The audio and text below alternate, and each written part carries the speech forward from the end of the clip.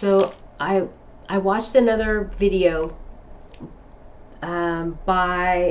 it was made by the same people who did the video How Light Travels Without Moving. And I watched another video on light is older than the universe. And so I don't want to get into what was discussed, but the strong message that came in when I was watching it was, I've said this before, the Bible, I believe the Bible is a book that is teaching us, that is meant to teach us how to be good to one another, how to be kind to one another, how to live our lives from a place of love and compassion and empathy, and how we grow, right? How we grow. I don't believe any of the stuff that ostracizes or is negative or incites or inspires us to harm one another. I don't believe any of that. I don't believe the Bible or anything from divinity, unity, wholeness, the divine God, however you want to refer to that energy. I don't think it ever intended or inspires us to hurt one another in any way. But the Bible's been translated close to 500 times. And I believe, me personally, that the hand of man has been influencing the Bible through the translations. It's just too many people involved in translating the book. So as I was watching those videos, I've watched more than two, but I'm just going to say in two of the videos, I noticed a contradiction. And so these videos are AI generated. They're inspired by, I believe his name is pronounced Feynman's, Dr. Feynman's research, his teachings, his point of view, and then they integrate modern research, theories, scientists, findings, so on and so forth. But when I was reading How Light Travels Without Moving, there's a quote in there, and I'm just going to read it really quick. It says, "But if you ask what's happening in between, meaning between point A and point B, when that part or that photon, is moving from point A to point B, when it flashes, if you ask what's happening in between, you don't get an answer. You get philosophy. And I'm always suspicious of philosophy where physics should be." So this is, to me, a very scientific point of view, right? He's a scientist. He does research. He works on equations, mathematics, very important. There's not a lot of philosophy involved, right? But then in this video, Light is Older Than the Universe, and I'll put both the links to the videos in the description if you'd like to watch them. The video states, "We are the universe experiencing itself in slow motion." So the video is about time, how light or photons are not bound by time. And so again, and mass is subject to time. So we are mass, so we are subject to time. Okay? And so we have to move through time. Light does not have to move through time. It blinks. It flashes. It's here and there at the same time. And because of mass, we need to move through space and time, just kind of like if we're wading through water. Water slows us down, right? Our mass slows us down.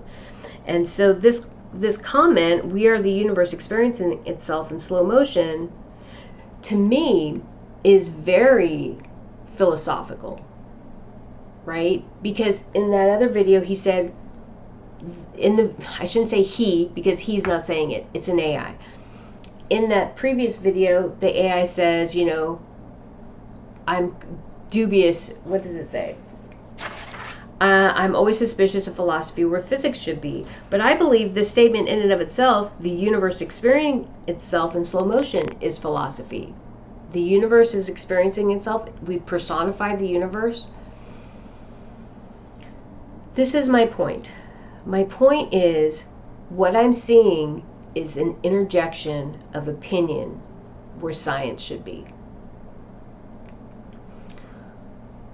When I watch the videos on the double slit experiment, I'm extremely excited because this is pure science being presented to me without an opinion, right? But when we start watching these videos created by AI with the intention of sharing certain information from these scientists who have passed away, their lectures, their research, but then inferring or interjecting current research through an AI, now we're doing the same thing as those translators were doing to the Bible. We're projecting or interjecting into the science a point of view. And I found that very dubious. That's the word that keeps coming into my head, dubious. And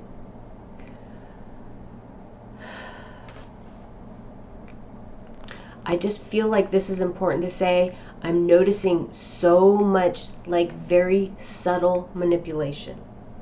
We know it's there. A lot of it is so directly in our face, right? And we're seeing it. That's the book of Revelation isn't called Revelation for no reason.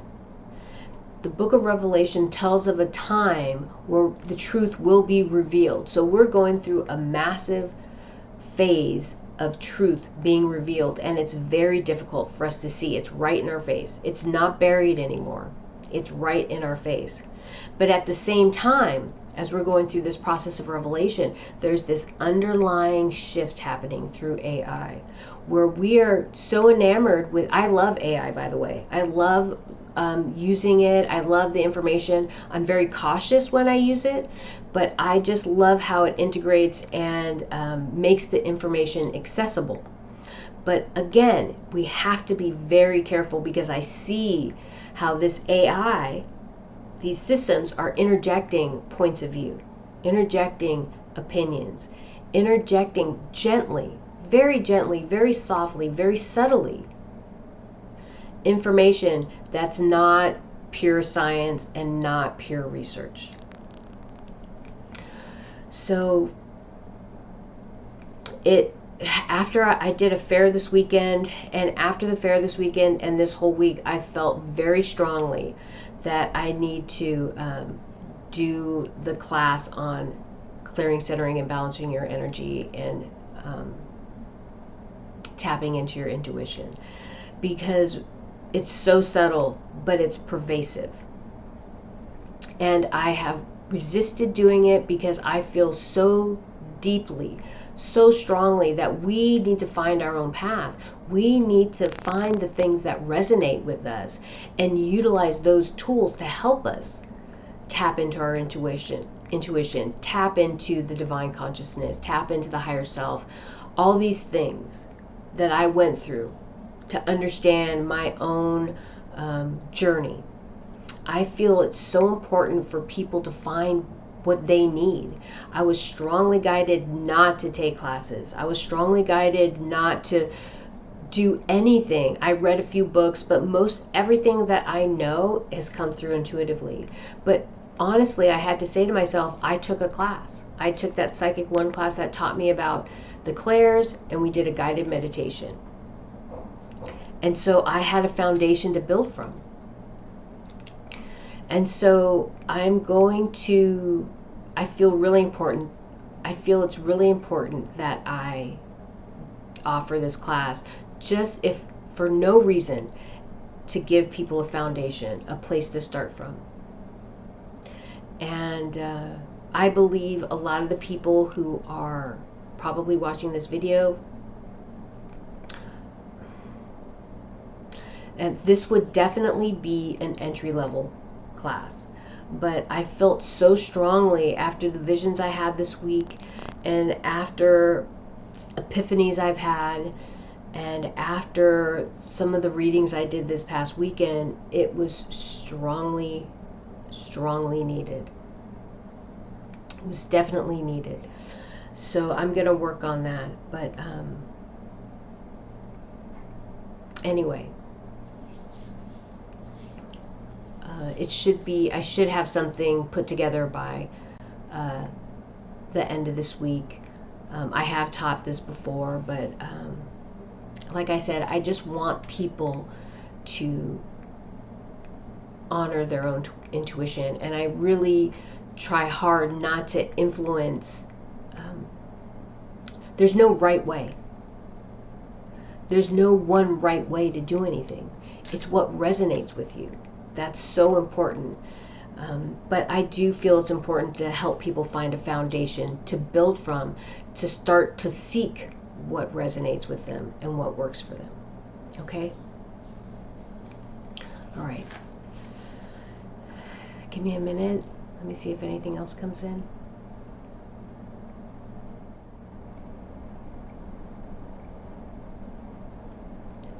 All right, that's it. Thank you.